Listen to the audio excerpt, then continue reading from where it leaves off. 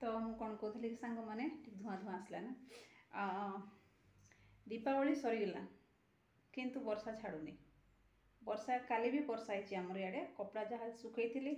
आणुली माने घर रखिला पर खरा होता ताकू नहीं फेर सुखाऊली फेर आनी एमती चलता मोर आउ रूम रे जो तार बांधी खोलदेली कहीं कलर कराला ना रूम सबू से देखा आज कौन बनइबा कौन खाइबा। एक्चुअली सकाळु आज छोले चना बनई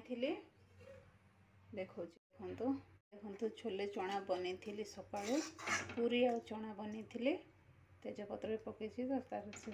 अच्छे ये भात भी रांधि देती मो झीपाई किंतु भात नेबी ना कहला पूरी नहीं गला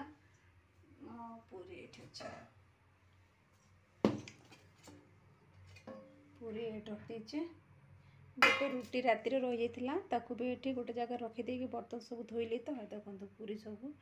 चेपटा चेपटा हो गला सब फुलिकी चेपटा चेपटा हो गला एत समय होगा ये देखते सांग मैंने आंब गोटे फड़ी आम गचरे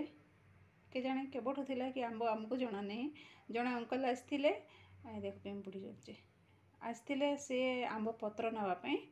आउ से देखिले पत्र तोड़ला कहले तुम गोटे आंब फड़ी बोली अबेलार कौन फल फड़ी मु तो किसी बुझीपारनी आम गछ भेराइटी भेराइटी फल दूची केबे मीठा केबे खट्टा केबे गोल एटा पूरा गोल अच्छी गोटे गोटे लंबा थी एमती सब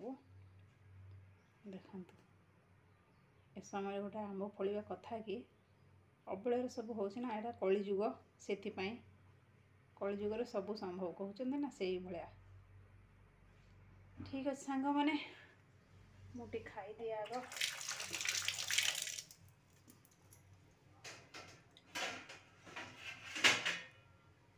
आग खाईदेवी तापर जाके जो कथा भोक प्रबल भोक लगला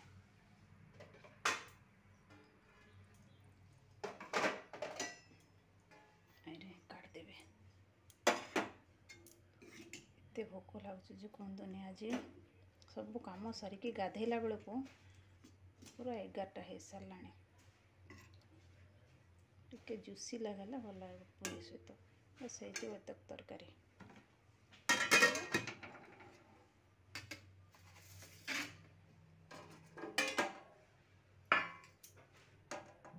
ये रुटीटा खाईदे बहुत समय हेले भल लगुनि खावाई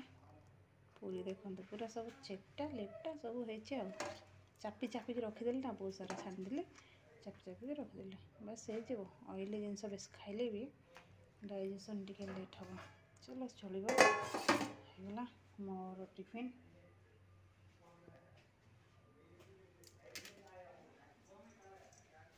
चलते सब मिसिक खावा खाई सारा भात रांधि आउ टिके एमती सब आ ठीक है सांग मैंने मु खाई सारे कथा होची आपन संगे हला तापर सांग मैंने खाईदेली टिफिनटा खियापिया सरला तापर देखते लगी पड़ी लंच बनवाई बोलिकी लंच रे कौन कौन बनइबी भाविकी बसिली तापर भाविली जेहेतु आंब अच्छी आंबटा तो चटनी रे जीवो चटनी बनवाई ही ऑर्डर मिली आंबर तो ताको चटनी बनईदेवी तापर सिंपल टिक माने डालीटा टिके बसईदेवी ये जल्दी रोषे करी बोलिकी भावुची बहुत लेट हो सारी काम बहुत सारा थी जो दिन से दिन बहुत लेट हो जाता माने समयटा एमती दौड़ जे गोड़ा भी ताको पहुँचाई पारनी सेमती समय दौड़ ये सब बर्तन वर्तन सब खाली करदेवी धुआ पुछा करके रोषेईटा आरंभ करदेवी तो ये रोषे कामटा चलता सांग मैंने हाउस वाइफ कामर गणति किसी अच्छी कि कहीं किसी माने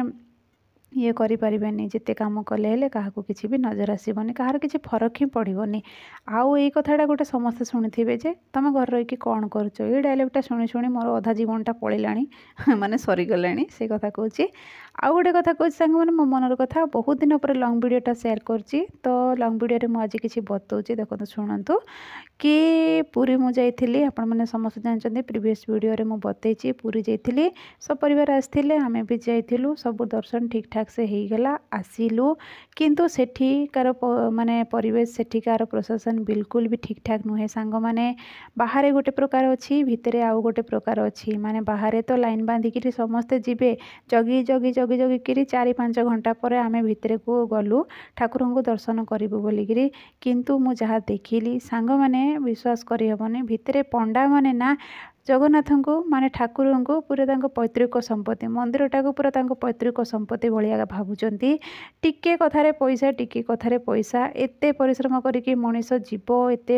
ବାଟ ଖର୍ଚ୍ଚ ବାର୍ଚ୍ଚ ନହେଲେ କ'ଣ ଯାଇ ହେବ କି? ଠାକୁରଙ୍କ ଡୋରି ଲାଗିଥିଲା ଯାଇଥିଲୁ। ମୁଁ ଠାକୁରଙ୍କୁ ନିନ୍ଦା କରୁନାହିଁ, କିନ୍ତୁ ସେଠାକାର ପ୍ରଶାସନର ବ୍ୟବସ୍ଥା ବହୁତ ଖରାପ।